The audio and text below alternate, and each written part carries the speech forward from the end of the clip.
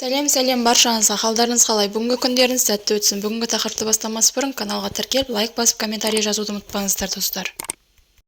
Көпшіліктің назарында 10 жыл бойы таса болған ендігі жұлдызы жанған Жұлдыз Әбдікәрімова бүгінгі отбасылық өмір жайлы сөз қозғап жүр. Бұл жолы ата-енесін 5-6 жыл бойы бірге тұрған Қайраттың жары енесінің қандай адам екенін айтып берді. Отандық эстрада жұлдызы Қайрат Нұртастың жұбайы Жұлдыз Әбдікәрімова 10 жыл бойы жұрт назарынан тасада болған еді. Ал бүгінде фильмге түсіп, жұлдызы жанған жұлдыздың танымалдығы Қайраттан кем түспейді. Оған көпшіліктің қояр сауалдары көп. Сондықтан болар жұлдыз отбасылық өмір туралы жиі сөз қозғайтын болған.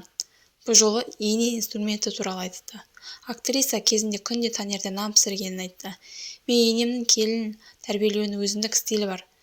Ата енемнің қолында 5-6 жыл тұрдым. Пістім десем де болады. Орамал тағып сәлемін салып таңертең ерте тұрдым. Есік алдын сыпырдым демеймін, бірақ ыстық нанымды күнде таңда пісіретінмін. Ұрпақ әкеліп ата-ана атандық. Жалпы қандай жағдай болмасын, ата-енемнің айтқанын жерге тастамауға тырысатын. Одан жаман болмадым. Қайта менің қателіктерімді түзеді деді. Жұлдыздың айтуынша Қайрат екеуі еншісін алып бөлек шықса да, әлі де ата-енесімен бірге тұрып жатқандай өмір сүріп жатқан көрінеді. Ұзын сөздің қысқасы, ене институтын терлеп-тепшіп үздік бітірдім. Содан соң біздің жеке отбасылық болуымызға сенімділік болғандықтан болар, ата-анамыз еншімізді бөліп берді. Оның өзі біз үшін үлкен жауапкершілікке айналды. Бірақ әлі күнге дейін бір шаңырақтың астына тұратын сияқтымыз. Көбіне дастархан басында бірігіп тұрамыз. Қазіргі таңда енем емес анамдай болып кеткен.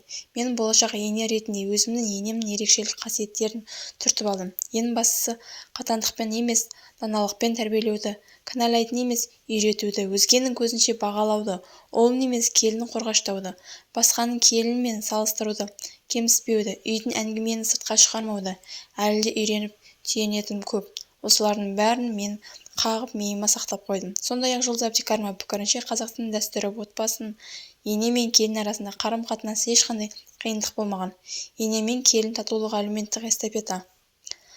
Бірін-бірін дұрыс ұсыну, отбасылық құндылығымен сақтап қалу көп септігін тигізеді деп ойлаймын. Негізінде тарихқа жүгінсек, қазақтың дәстүрі отбасында ене мен келін арасында қарым-қатынас ешқандай қиындық болмаған. Себебі екі арада келіспеушілік жайлы шешендік сөз кездеспейді. Қазіргі қоғамда енені сыйламау, мысқылдау идеясы, анекдоттар орыстың салтынан Европаның стиліне еніп жатыр. Меніңше сол елдердің бесбүйрек арсыз психологиясы себеп болуда. Бұл біздің менталитетке мүлдем кірмейді және кіргізбеу керек. Себебі парасатты, қаны қазақ ер азаматын, анасын, елін үлкен құрметін көрсетілгенін қалайды. Келіндердің енесін жасаған әрбір іс-әрекеті өзінің енелік өмірінің кірпіші. Жақсы келінге қол жеткісі келген әйел өз енесінің қолынан келгенше құрметті аямау керектігін түсінуі қажет.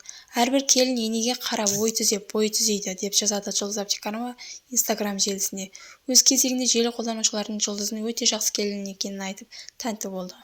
Эстрада жұлдыздарының арасында Қайрат пен Жұлдыздың отбасылысында көз тоярлық жанұялардың бірі. Барлығымызға солай болуды нәсіп етсін. Соңына дейін тыңдағандарыңызға көп рахмет. Лайк басып, комментарий жазып, каналға тіркелуді ұмытпаңыздар. Шоу-бизнес жаңалықтары алғашқылардың бірі болып сіздерге жаңалық жеткізіп отыратын болады. Келесі кездескенше сау сәлеметте болыңыздар.